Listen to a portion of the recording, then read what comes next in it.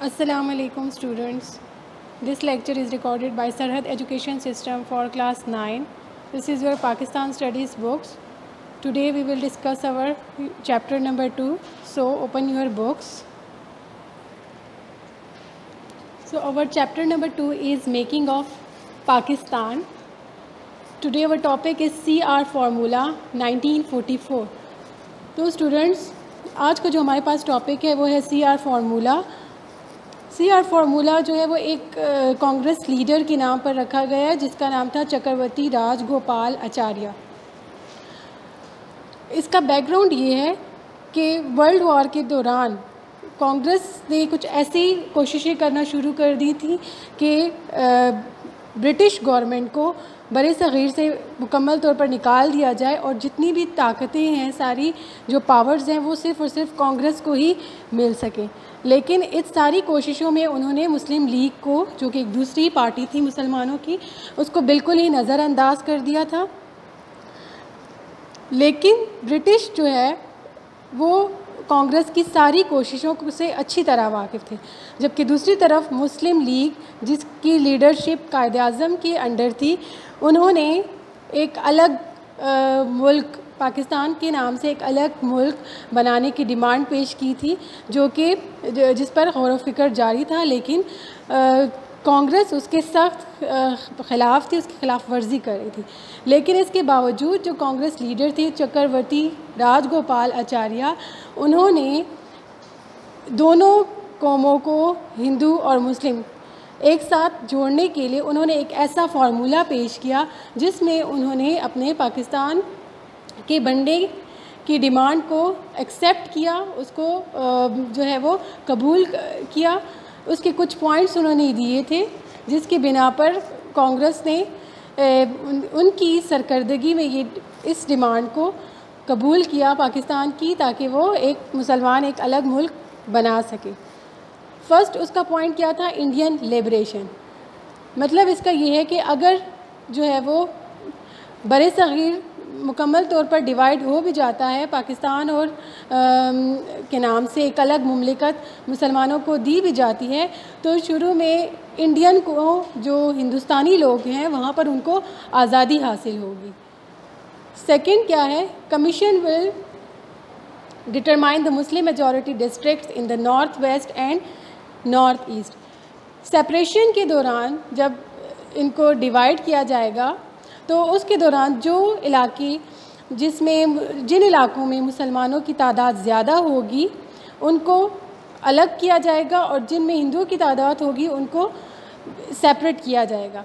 तो मुसलमानों की जहाँ पर जिन डिस्ट्रिक्ट्स में मुसलमानों की तादाद ज़्यादा थी वो नॉर्थ वेस्ट में, शुमाल मगरबी इलाकों में थे और शुमाल मशरक़ी इलाकों में वाक़या थे। तीसरा इसका पॉइंट क्या था कि mutual agreement will be made regarding defence, commerce, communication etcetera.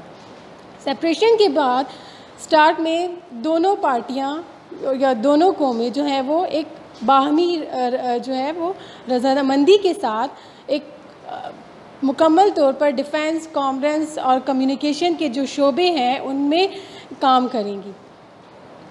ये जो तीनों पॉइंट्स थे, इनको देखते हुए कांग्रेस की जो पूरी पार्टी है उनको ये लगा कि ये सारे पॉइंट्स या इसकी जितनी भी डिमांड्स हैं वो सिर्फ मुसलमानों के हक़ में है या मुस्लिम लीग के हक़ में है, जिसकी वजह से उन्होंने इसको टोटली तौर पर रिजेक्ट कर दिया था। इस दौरान जो लीडर थे चक्रवर्ती राजगोपाल आचार्य, उन पर पर्सनल अटैक भी किए गए, उन पर हमले भी किए गए, क्योंकि उन्होंने इस डिमांड को एक्सेप्ट करने की ख्वाहिश का इजहार किया था इस फार्मूले में, जिसकी वजह से उन्होंने इस कांग्रेस से मुकम्मल तौर पर रिज़ाइन कर दिया था।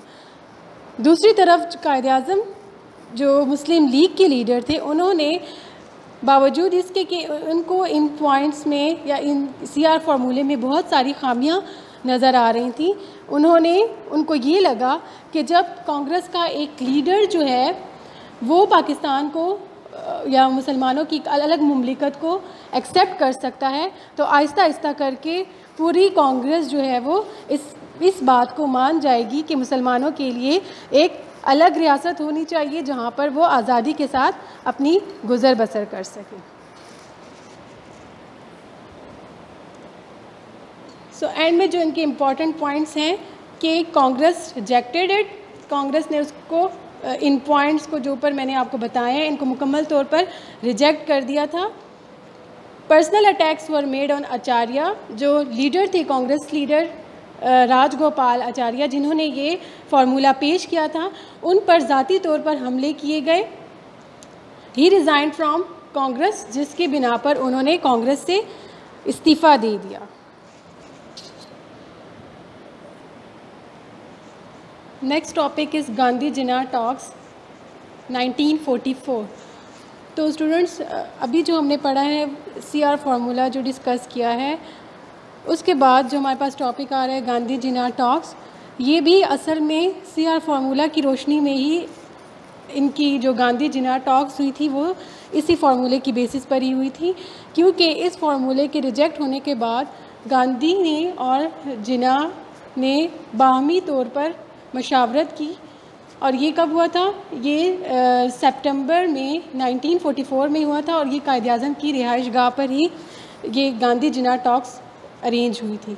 तो इसमें गांधी ने कम्प्लीटली तौर पर इसको बात को रिजेक्ट कर दिया था कि मुसलमानों के लिए एक अलग मुमलिकत होनी चाहिए, लेकिन इसको रज़ामंद करने के लिए कायद-ए-आज़म ने अक्लमंदी से बहुत सारे ऐसे पॉइंट्स पेश किए थे जिसमें बात को जो बाद में मुसलमानों के हक़ में बहुत बेहतर साबित हुई। So Gandhi refuse the Muslim separate nationality, Muslim separate nationality जो कि CR फार्मूले में जिसको एक्सेप्ट करने की बात की गई थी कि मुसलमानों के लिए अलग रियासत होनी चाहिए, गांधी ने उस बात को मना कर दिया था। दूसरा उन्होंने ये कहा था कि बिलफर्ज अगर एक बहुत सारी तादाद जो है लोगों की या इंडियंस की बहुत सारी तादाद अगर अपना मज़हब बदल देती है या वो मुसलमान हो जाती है, तो मुसलमान होने के बाद भी उनकी जो नेशनैलिटी है, जो उनकी कौमियत है, वो नहीं बदलेगी। कायद-ए-आज़म ने इसके बावजूद एक अलग मुसलमानों के लिए एक अलग रियासत बनाने के लिए इस बात का दिफा किया और उन्होंने कहा कि मुसलमानों के लिए अलग मुमलिकत इसलिए होनी चाहिए क्योंकि हिंदू और मुसलमान दोनों बिल्कुल एक अलग कौमें हैं। वो अपने कल्चर, तहज़ीब, रिवायात, ज़बान, अदब के लिहाज से बल्कि हर चीज़ के लिहाज से एक दूसरे से दो अलग अलग मुख्तलिफ़ कौमें हैं। सो इसी वजह से उनकी अलग अलग रियासत भी ऐसी होनी चाहिए जहाँ पर वो दोनों आज़ादी के साथ अपनी ज़िंदगी गुजार सकें।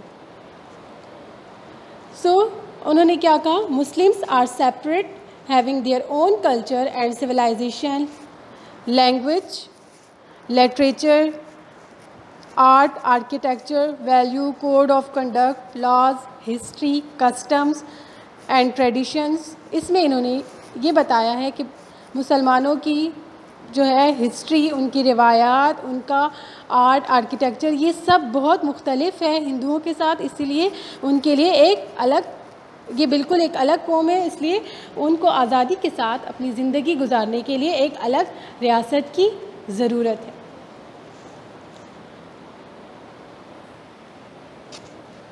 उन्होंने ये भी कहा कि सबसे पहले हिंदुओं और मुसलमानों के दरमियान जो जितने भी मसाइल हैं पहले उनको हल करना चाहिए, उसके बाद जो है वो जो बरतानवी हुकूमत है वो आसानी के साथ इंडिया को छोड़ जाएगी। तो स्टूडेंट्स, गांधी जिन्ना टॉक्स के बाद जो है वो मुसलमानों के लिए बहुत आसानी हो गई थी उनके लिए कि किसी ने एक बहुत अच्छे तरीके से उनके हक़ में एक आवाज़ उठाई जिसमें उन्होंने उनके हकूक़ बयान किए।